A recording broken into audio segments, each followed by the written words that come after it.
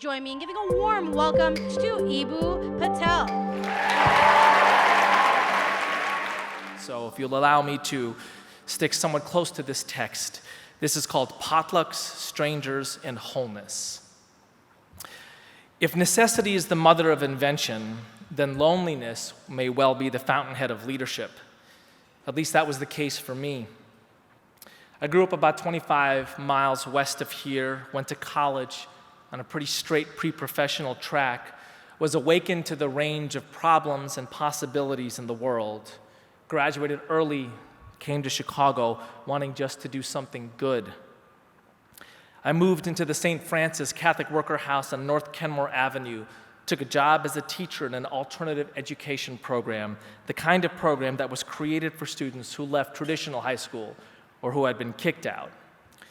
Some of them were older than me and no doubt smelled novice blood. After a month or so, I had to confess that I wasn't built for the radical, day-to-day life commitment required of a Catholic worker, a realization that only made me admire that movement more. For a few $100 a month, pretty big part of my salary at that time, I rented an apartment in what was then the open territory between Lincoln Park and Logan Square and resolved to grow in the craft of being an educator. Gone was the immediate community I had in college of other people my age experiencing the same awakenings, dozens of those other people literally just outside my door.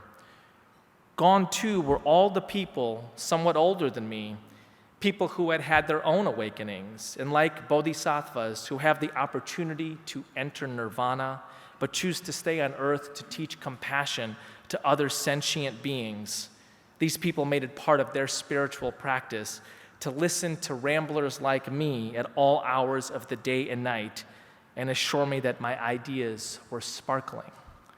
Those people, by the way, are the ones who paid for your delegations to be here. They're college staff, so thank you for everything you do for students like me and the students in this room.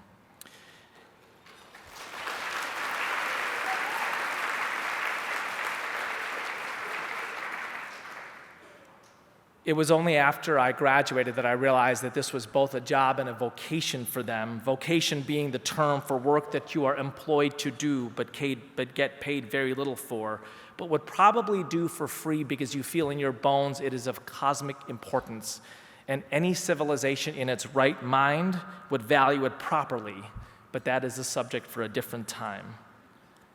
None of this existed in my new life, hence the loneliness. One evening, somewhere on or around December of 1996, I reached out to 3 or 4 friends from college who were similarly situated, doing intense work that helped the world during the days, spending most evenings alone. Bring a delicious dish and an interesting friend, I told them, and I'll make my mom's famous masala potatoes. It's the only dish I know how to make, by the way. Actually made it for my wife's birthday on February 12th, 2002, for Valentine's Day, February 14th, 2002, and then I don't think I've made it since. But that first Tuesday night potluck, we had maybe 7 people. By spring of the following year, when we commemorated the passing of Allen Ginsberg in a solemn and soulful ceremony, we probably had 40. By the summer, there must have been near 100, with dozens of delicious dishes, drums and guitars and the occasional horn, and countless intersections and conversations, all in a modest 2-bedroom apartment with a single bathroom and a small front yard and a very suspicious landlord. Somewhere along the way, someone said, "I live for Tuesday night potlucks, and I think we ought to find a way to do this every night of the week." And so the idea of the Stone Soup Cooperative was born. I'll return to that later. So also was an inkling for me that a potluck dinner is actually a pretty good symbol for a diverse democracy. A whole lot better than a melting pot, if you think about it. I mean, what a total nightmare if you work to prepare your best dish for a potluck and somebody meets you at the door with a giant machine that melts it into some unrecognizable lowest common denominator, goo. The whole point of a potluck is the diversity of dishes. Potlucks are a celebration of pluralism. They rely on the contributions of a diverse community. If people don't bring an offering, the potluck doesn't exist. If everybody brings the same thing, a potluck is boring. Potlucks respect diverse identities by enthusiastically welcoming the gifts of the people who gather. They facilitate relationships between people by creating a space for eating and socializing and surprise connections. And they cultivate in people the importance of not just the individual parts or even the connections between them, but the health of the whole. Everybody benefits from a clean kitchen, an open space, enough dishes and cutlery. When it comes to a potluck, these are the structures of the common good. Everybody is responsible for their upkeep. And while there is no one-to-one connection between people's ethnic, racial, and religious backgrounds and the dishes they bring, it's probably the case that a potluck with mostly South Asians is going to have something of a different spread than a potluck with mostly South Americans. Ideally, you'd have both, South Asians and South Americans, and people from North Africa, the Middle East, the West Indies, all sorts of points beyond and in between, bringing all sorts of dishes, everything from recipes they learned from their grandparents to things they just made up. Because actually, the point of a potluck is not just the different identities in one place. It's the connections between them, the way things click. How great is it if you bring your amazing dip, a centuries-old recipe, and someone else has brought their awesome homemade crusty bread? Sometimes these things are prearranged.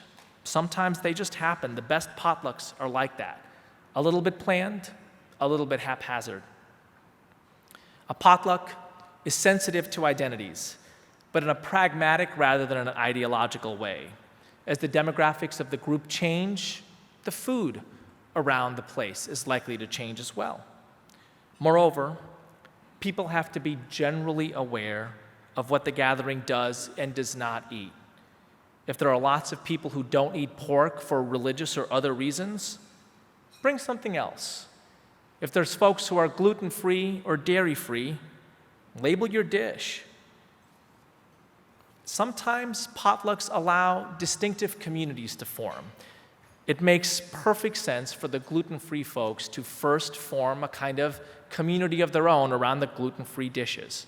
Zones for identity communities to thrive are positive, but barriers between identity groups are not. At a good potluck, there is plenty of free flow that facilitates people from different identities to meet one another. A potluck is the ultimate democratic form. No mayor, no governor, no president, no general commands people to potluck. They do it themselves. The genius of a potluck is the same as the genius of civil society in a democracy. It is an activity that turns what otherwise might have been a random collection of people into a community because of what they do together by choice. People tend to bring their best dishes to a potluck. The format encourages it. Also, you don't look for reasons to exclude people from a potluck or to cancel the event. Bigotry and discrimination is wrong, not just because it violates the dignity of various identities, but because it means there's less deliciousness on display. You want people to bring their dishes. Dorothy Day spoke about the Catholic worker as a space where it is easier for people to be good. The potluck is a space where it is easier for people to get along. In fact, you hope that the nature of the activity helps you like people that in other spaces you might dislike. In talking this way about potlucks, I am emphasizing the civic dimension of a diverse democracy, the part that Alexis de Tocqueville wrote about. De Tocqueville said that the mother science of America is, quote, the art of association. I think of this as civic spaces that bring people together in shared activities, the kind of activities that welcome diverse identities, guide cooperative relationships, and benefit all involved. At its best, we call this America. You hear it in the speeches of Abraham Lincoln and Frederick Douglass, in the Black Baptist sermons of the Reverend Martin Luther King Jr., and also the civic sermons of my friend Eric Liu, in the poems of Walt Whitman and the poems of Chicago's own Gwendolyn Brooks, in the songs of Mos Def and the Grateful Dead. You see it in the institutions built by Jane Addams and Rami Nashashibi. The basic message: America ought to be a place where people from the four corners of the earth, carrying 1,000 different particular universals, come together to build a nation. The great Jesuit philosopher John Courtney Murray says that when we do this well, it's actually bigger than a nation. It's a civilization. Quote, people living together and talking together. Michelle Alexander talks about this as a river, the river that courses through all of human history, that all people who love freedom and diversity belong to. It is, says the historian Jill Lepore, quote, a tradition waiting to be claimed, a challenge waiting to be met. Maybe this weekend by you. By the way, with all this talk of great Catholic figures, Alexis de Tocqueville, Dorothy Day, John Courtney Murray, you might wonder if I'm Catholic. I'm not. I'm a proud Muslim, an Ismaili Muslim, to be more precise. But I've learned an awful lot from the Catholic tradition and have great admiration for it, even though I don't believe everything that Catholics believe. That, I think, is what we do in interfaith work. It's about learning, being influenced by, cooperating with, admiring diverse orientations around religion with which you are likely to have some disagreements. Interestingly enough, a culture of positive interaction makes those disagreements both more apparent and less central. The writer Marilyn Robinson puts this beautifully. Quote, democracy in its essence and genius is imaginative love for and identification with a community with which much of the time and in many ways one may be in profound disagreement. She might well have been talking about an interfaith community, about this room.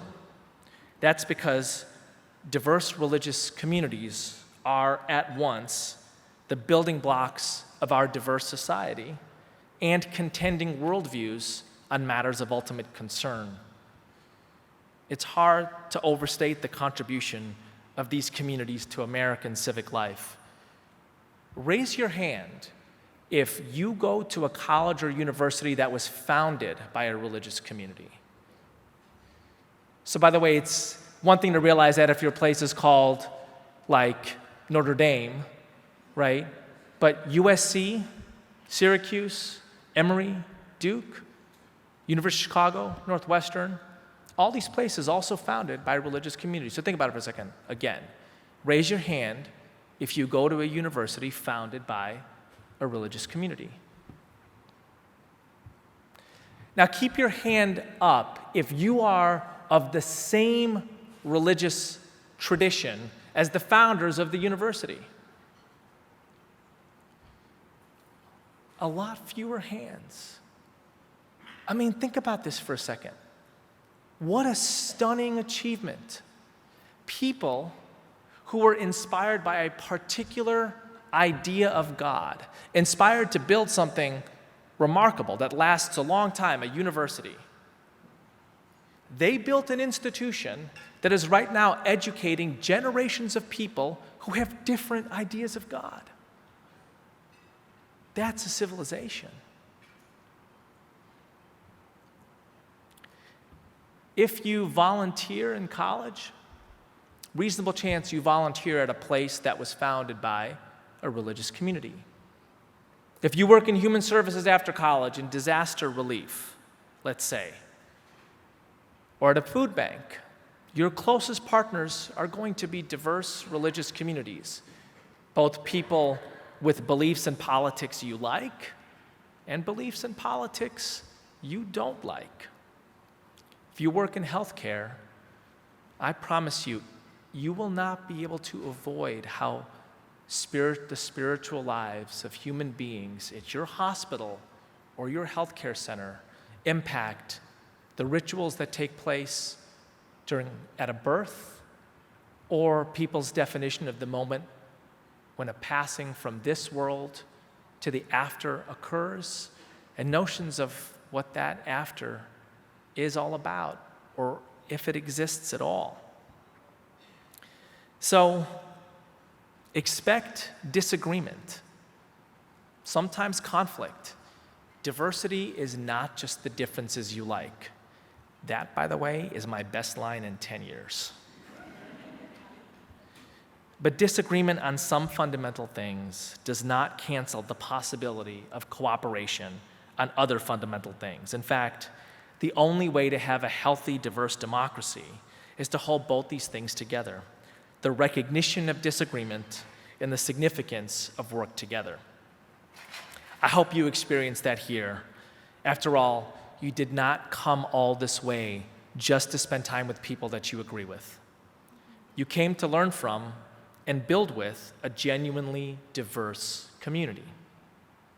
Some tests of a successful Interfaith Leadership Institute. Did you make friends with people with whom you have serious disagreements?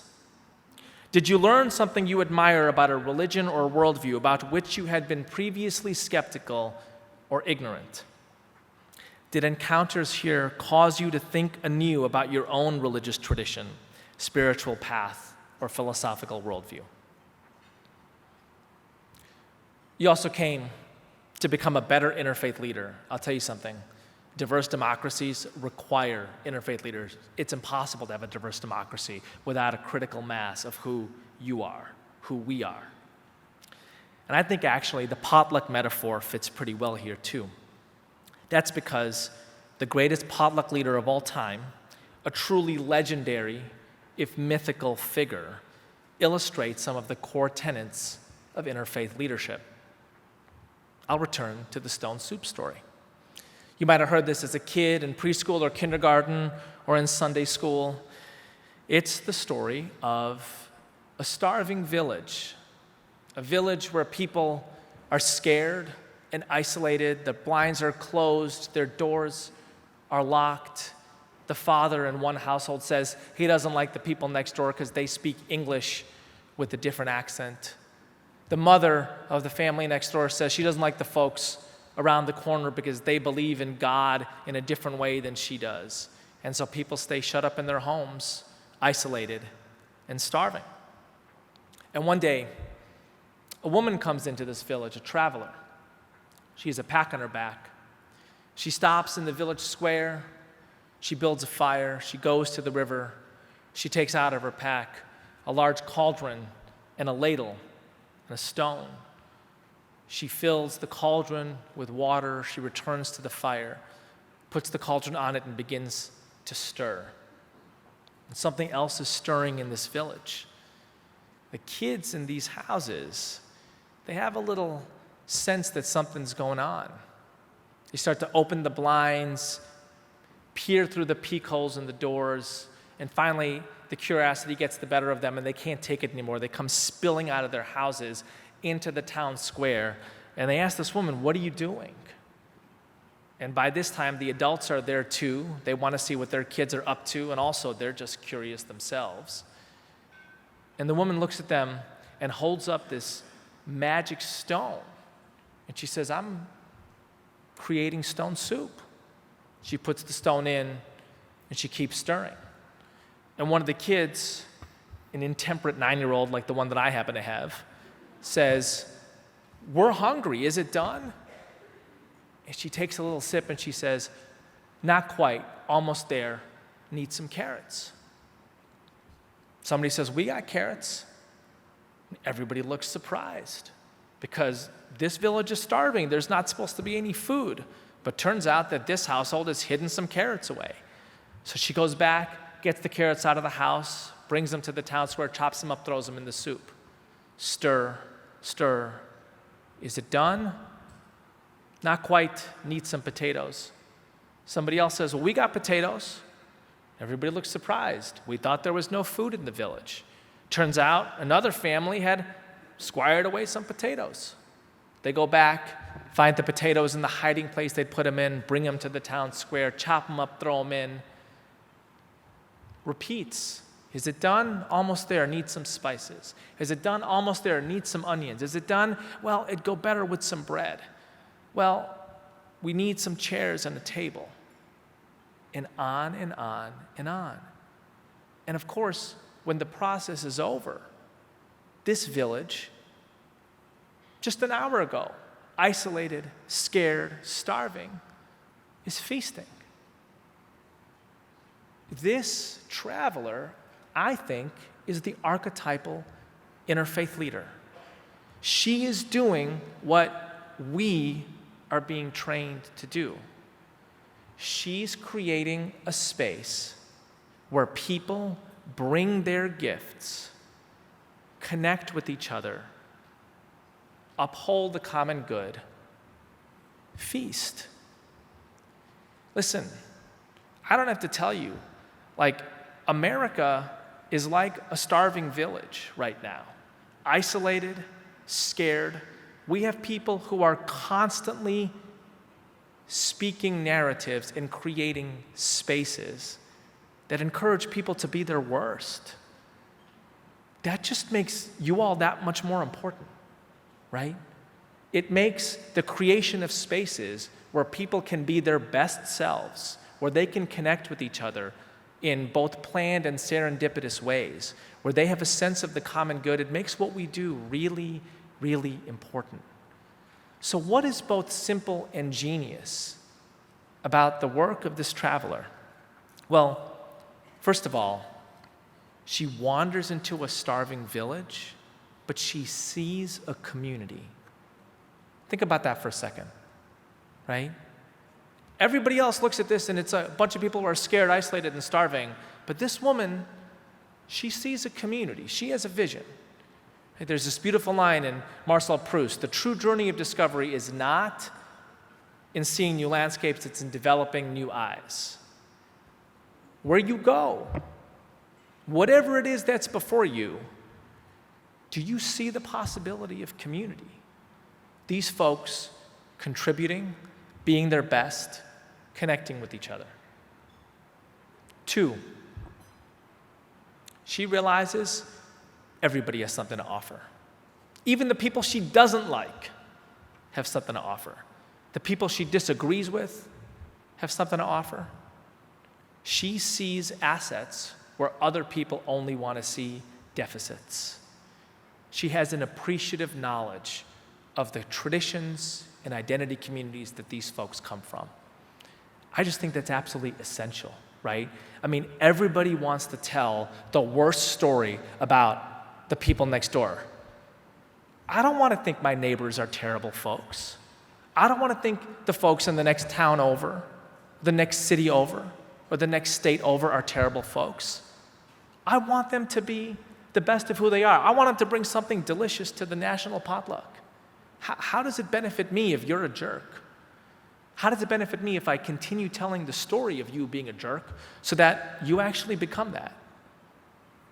So this woman, she recognizes that everybody's got a higher self. 3, she creates a space and an activity that brings that gift, that offering, that best self forward, right? She doesn't walk into this town as like, hey, you fools, come bring your vegetables to the potluck. She built an activity. She kind of surreptitiously got people to be their best selves, right? She invoked magic in a stone. And somehow people discover they have carrots and potatoes and bread and onions and folding chairs. Right?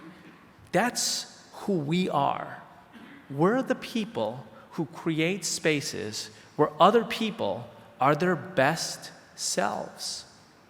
Where when everybody else sees an isolated village, we have the vision of a community. The political philosopher Daniel Allen says that a central act of leadership in a diverse democracy is talking to strangers. That's because the goal of a nation like ours is not really oneness. In that way, e pluribus unum is not quite right. Oneness requires a homogeneity that is neither possible nor desirable.